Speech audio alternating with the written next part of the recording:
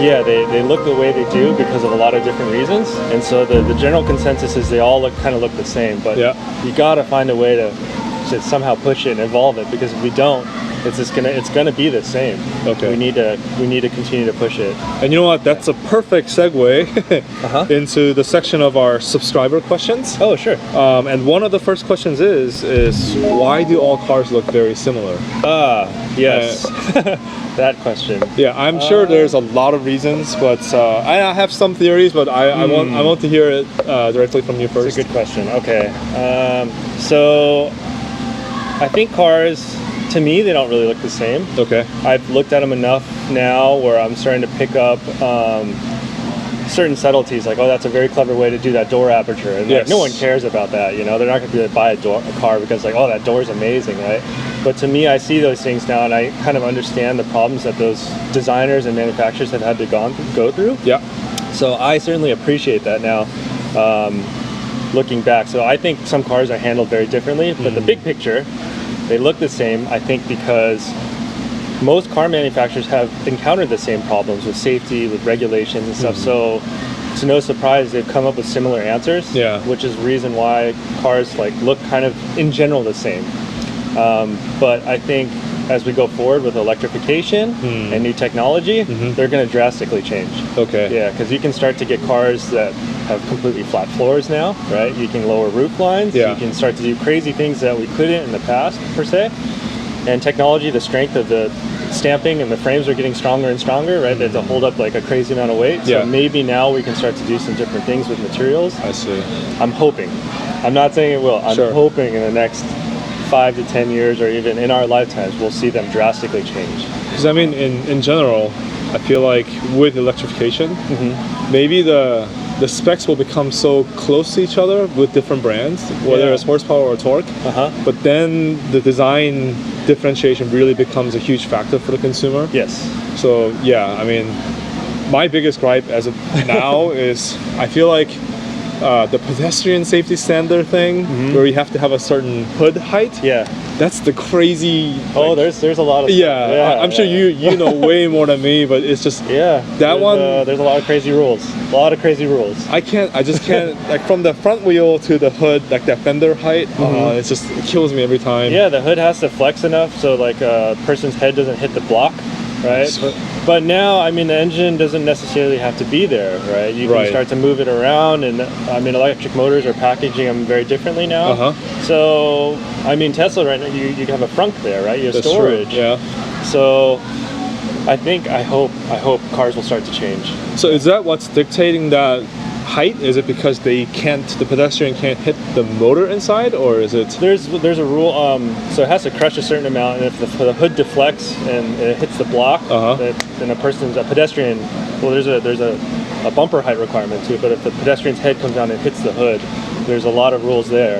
And then on the interior, that's just the exterior. I mean, the interior, there's all sorts of other regulations and engineering safety requirements for airbags, for radius tolerances, so it's not too sharp.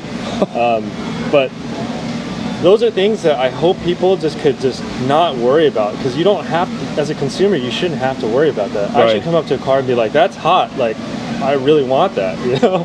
And that's kind of what, as a designer, you work around all those kind of rules and hard points and try to get to something that's awesome. Because that magic moment, like when you're drawing something and then you make it in reality and you see it and you're like, oh my god, that's so cool. When other people see that, or they sit in your product and they get that same sensation, that's what it's about. That's so much magic in that moment. Like you're sharing your dreams and your hard work and everything, so they can enjoy it. Yeah. Right. And just not worry about regulations. So I mean, I'm sure as you know, as a fellow designer, you deal with a lot of those types of same problems. But for me, that's the heart of it. I think that's why. Going back to your question, cars kind of look the same because there's so many rules these days, but they're very different. I like really echo that opinion. Like, obviously, if you just put on a very simple eye, and especially from the top down, all cars are very like rectangular shaped, you know. But it's like you said, within the requirements, you gotta find the subtle differences. when you really look at it, they're not even that subtle. It's really nothing really looks the same. But yeah, I think a lot of people have this tendency to generalize. Oh, this taillight looks like this car. And, you know, all this stuff. I mean, they have they're right to some extent, right? Like my wife looks at a car and she'll be like, "Oh yeah, that looks the same," or "That looks like so and so." I'm like, "Well, there's a lot, you're not wrong, right?" Yeah. So, I mean, I like getting fresh eyes on that, but for me, I look at that, and it's just perspective. It's just kind of a perspective thing and how you kind of see it. So, but I hope cars and emotional products never die, because that's a part of why I got into car design, because you get that emotional feeling, like when you see a car and you're like, oh my gosh, this is, for whatever reason, if it's beautiful or it's really fast, that's a special moment, and I hope future generations of designers and consumers get that. Yeah.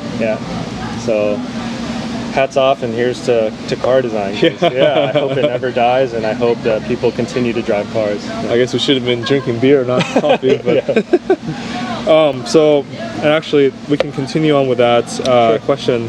So one of the subscribers' question is, with the future being electric, what does this mean for automotive design? I think we've covered a lot of that. I want to know more specifically about electric car, autonomous technology.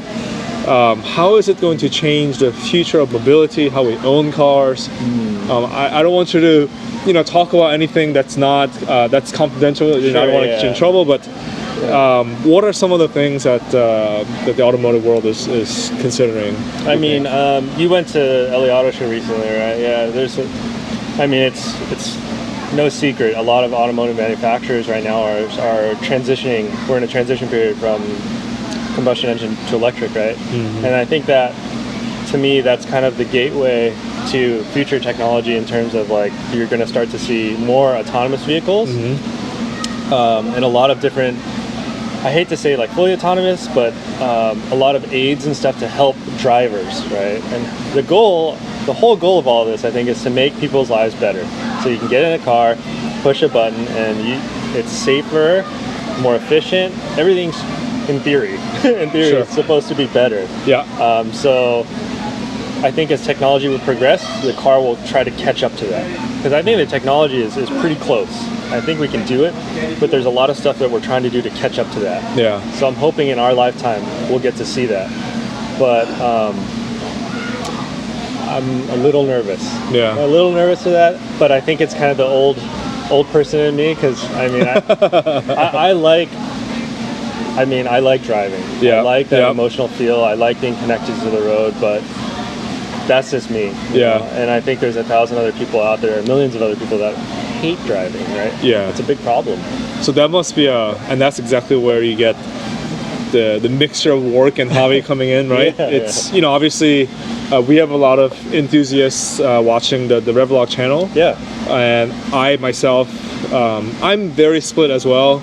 Like, yes, I love driving my manual cars down the canyon roads, heel towing, all these things, great.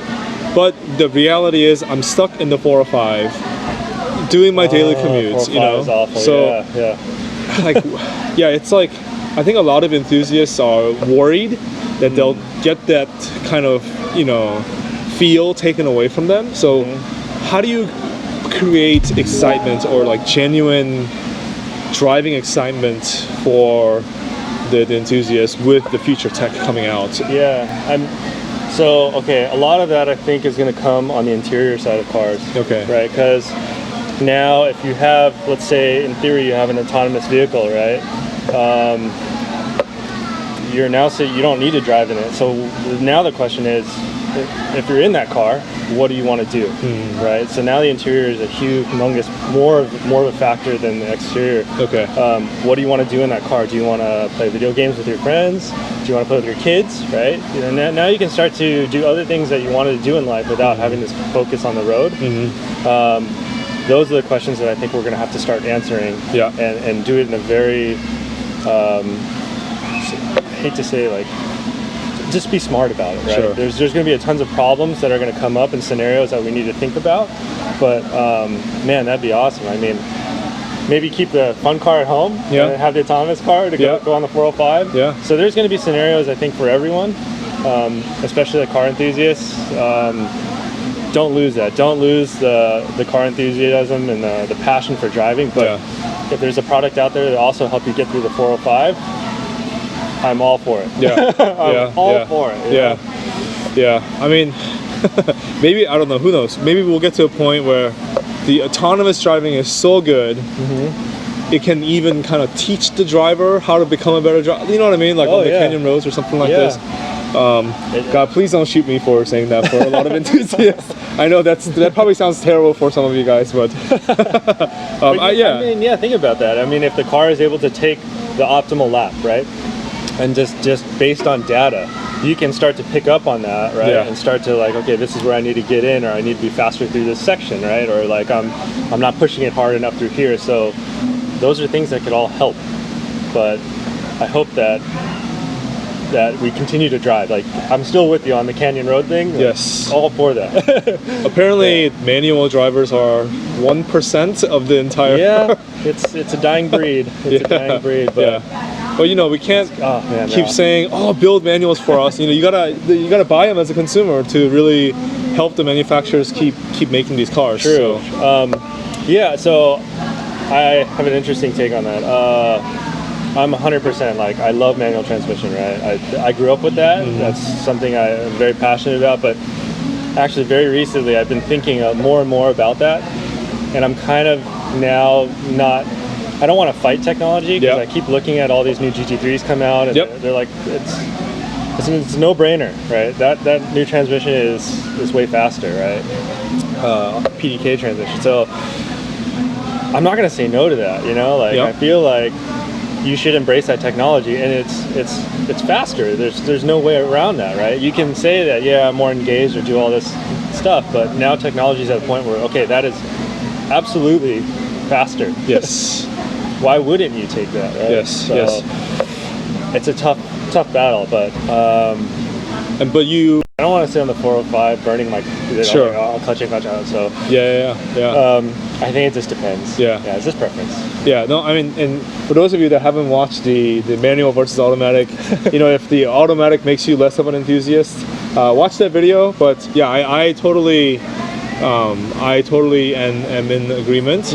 I think it's a designer thing, and you know, as a car enthusiast, you want to celebrate the experience and all this, but as designers, you don't want to be the ones holding on to the past and hindering everyone from moving on to new technology. Move forward. Right. You know, I think maybe it was Ford who said that if you ask people what you want, they would have asked for an faster horse or something like this. Oh, interesting. So we can't keep.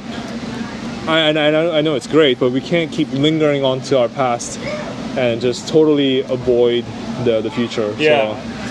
So that was very well put. I agree. I think by harboring that and being like, no, this is way better, right? You're closing the door for better opportunities in the future. And technology is way further ahead than where it used to be when I grew up building cars. You know, so. Embrace the future. I think as a designer, you have to be a little upset with how cars and the way that things are right now. Because if you're content with the way everything is, then just don't design anything, right? There's no point. You're not going to make anything new and make anything better. So as a designer, as a dreamer, you have to think that things are going to get better. And it's kind of that optimistic, like, I hate to say false hope, but you really got to believe that it's going to be better, and then push for it. Work as hard as you can to make it better. Great.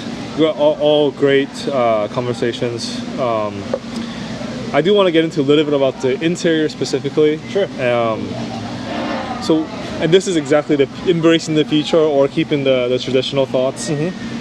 I know, I'm pretty sure now Hyundai probably has a bunch of UX designers, but and I know you're more on the exterior side. I'm actually on the interior side. You're on the interior side. I started at school. I did all exterior stuff, but I really fell in love with interiors and got into that because I really like building things. Okay. And interior, there's so many components, and it's a lot of stuff. So you're the perfect person to ask this question then. Sure, shoot away. Yeah. So another subscriber asked us, what is your thought on screen interface versus old school buttons and knobs? Oh, I deal with this one a lot at work too. Okay, I'll give you my personal answer, Okay. and then where I think things are going, the Okay. trends, based on looking at iPhones and all that other stuff. Yeah.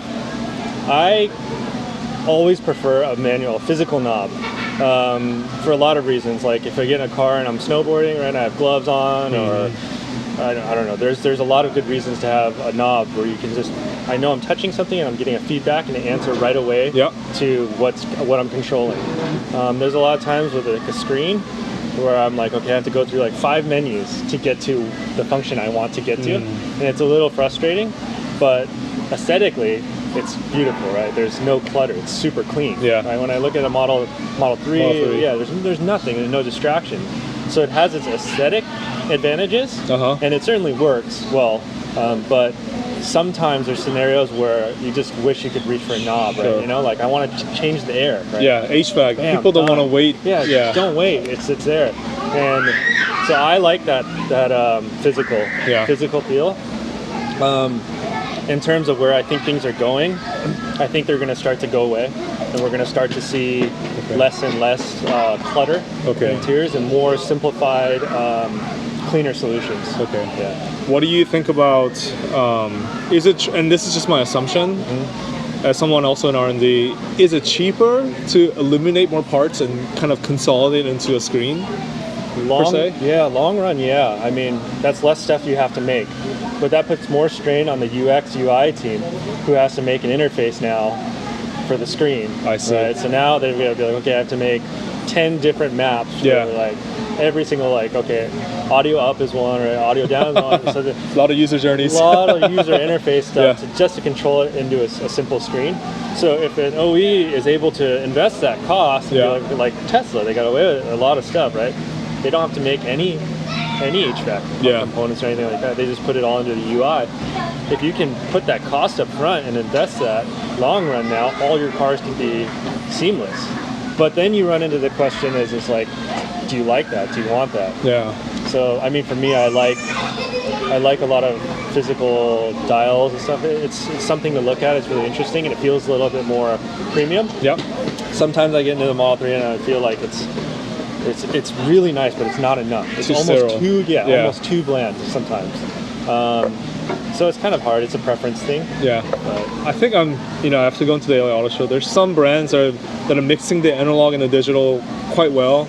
I know the new RS6 Avant. I mean, it's more of the Audi thing in general, but they have a screen interface, but I saw that the entire screen actually clicks down. Yeah. So it's a mixture of getting the haptic feedback on a digital surface, which is... That's nice. Yeah, I mean, it's very Audi, right? Yeah. To do that kind of stuff. Very German, very logical. Yeah. I like that stuff. I really appreciate it. I think it's very smart. Yeah.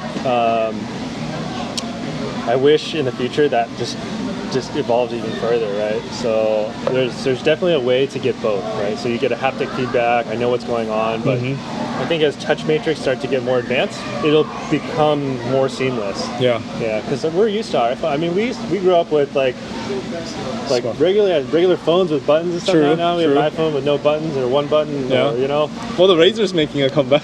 True. Yeah. Well, I guess it's all touch inside now, but but my point is we're used to it. Yeah. So I think as we get consumers used to something, they'll start to adopt it. It's just going to take time. I see. Great. Well, so we covered all the subscriber questions. Cool. For the future interview questions, make sure to subscribe and get you guys' questions in. I'm gonna pick a lot of the questions from the subscribers themselves. So and we'll be interviewing a lot of exciting people. So get your questions in, guys. So we'll move on to the general questions. Sure.